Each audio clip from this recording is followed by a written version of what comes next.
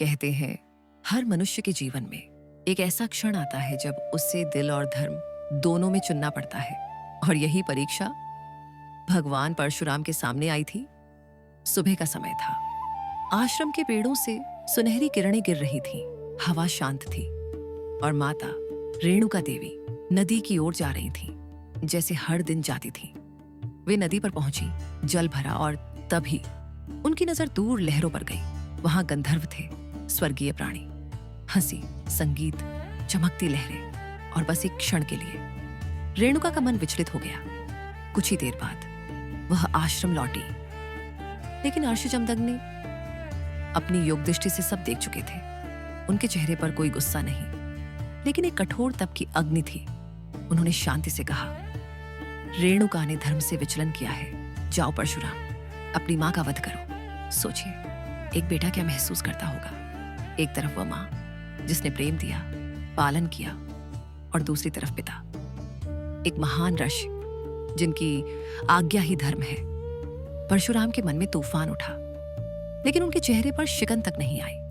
उन्होंने बिना एक शब्द बोले, बिना प्रश्न किए आज्ञा स्वीकार कर ली। उन्होंने वही किया जो आर्ष ने आदेश दिया था। फिर आर्ष ने कहा, मैं प्रसन्न हूं, वर मांगो। सोचिए, परशुराम इस समय क्या मांग सकते थे? शक्ति, ज्ञान, अमृतत्व? नहीं। उन्होंने सिर झुकाकर कहा, हे पिता, मेरी मां को पुनर्जीवित कर दीजिए और मेरे भाइयों को क्षमा कर दीजिए। ऋषि मुस्कुराए। उन्होंने वरदान दिया और रेणुका देवी फिर से जीवित हो उठी, मानो कुछ हुआ ही ना हो। लेकिन इस कहानी का सबसे बड़ा रहस्य यही छिपा है। लोग सोचते हैं परशुराम ने अपनी मां को मारा, पर सच्चाई यह है, उन्होंने अपनी मां को नहीं मारा, उन्होंने अपने भटकते हुए मन को मारा। इस कथा में कोई हिंसा नहीं है। ये पूरी कहानी अंदर के युद्ध की है। रेणुका मन का प्रतीक है, जो कभी कभी इंद्रियों के आकर्षण में फंस जाता है। अर्षजमदग्नि विवेक का प्रतीक है, जो देखता है क्या सही है, क्या गलत है।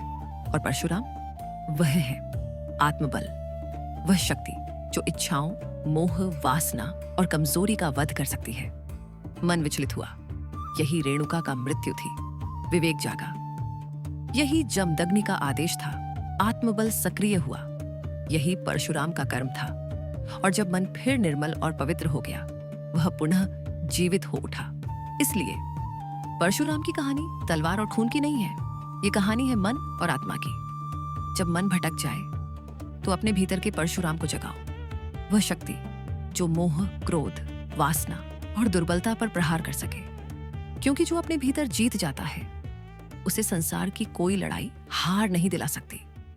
यही है परशुराम कथा का असली अर्थ।